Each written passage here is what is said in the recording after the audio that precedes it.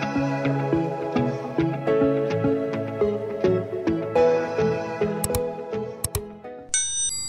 fam! This is your Mimic Shane again. Welcome back to my channel! For today's video po, or for today's topic, let's discuss po about the advantages and disadvantages kapag meron na po kayong agency sa FPopo Live app. But before that, please subscribe to my channel po and hit the notification bell para naman po ma-notify kayo kung may mga videos akong i-upload. Thank you! And bago po ako mag-start, reminders ko lang po dyan, lalo na po sa mga new user, kung maaari po, wag muna po kayong mag-join ng kahit anong agency. At para po kung sakali may makasalamuha ka at magiging kaibigan sa loob ng Popo, at sa tingin mo na masaya sila kasama at tutulungan ka na mag-grow, at least ikaw po mismo ang nakatagpo o nakadiscover sa kanila at sa magiging agency mo. Kaya po, mas maganda po talaga ang napag-aralan po ninyo ng mabuti si Popo. Alam niyo na po yung mga kalakaran sa loob ng app na ito bago po kayo sasali sa kahit anong agency. At kung gusto niyo po na sumali na lang talaga agad sa mga agency at magpa-guide na lang po agad-agad, ay andito lang din naman po ang aking agency, ang Team Mimi. Pero po ha, please lang po, mag-isip po ng mabuti bago po kayong sumali sa aking agency dahil po hindi na po ako nagre-release dito. Kapag po na pumasok na po kayo sa akin, ay no release policy na po ako. Dati po, pwede pa po, pero ngayon po wala na po, hindi na po talaga ako papayag, okay? So, go let's na po, simulan na po natin. So first, let's talk about the advantages of having an agency. First po, is kapag may agency ka, ay magkakaroon ka po ng maraming kaibigan. Dahil sa loob ng agency na yan, ay marami pong tao or tinatawag na members. So, magkakaroon po kayo ng connection sa isa't isa at kayo lang din po ang magtutulungan dyan sa loob ng agency.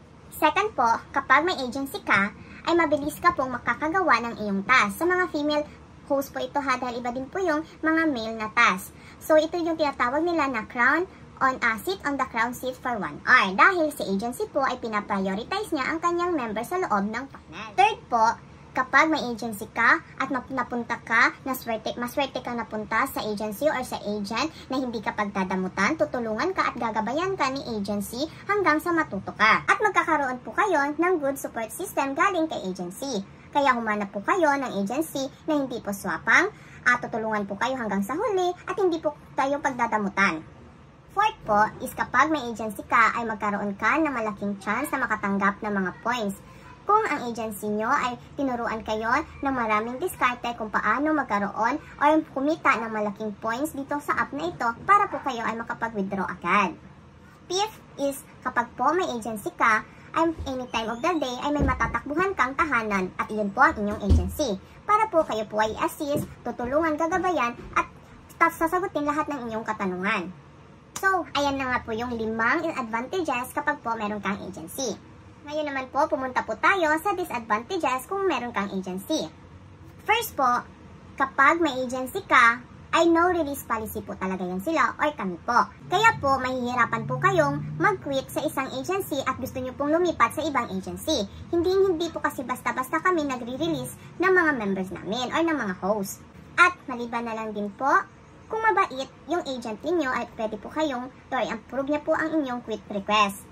Minsan po kasi na-approve po yan sila or ako po minsan may exemption po kasi ako niyan kapag hindi ko po kayo naturuan, hindi ko po kayo nagabayan o hindi ko po kayo nasuportahan ay i-release ko po kayo niyan. Second, kapag may agency ka ay hindi po lahat ng agency leader ay mababait at matulungin.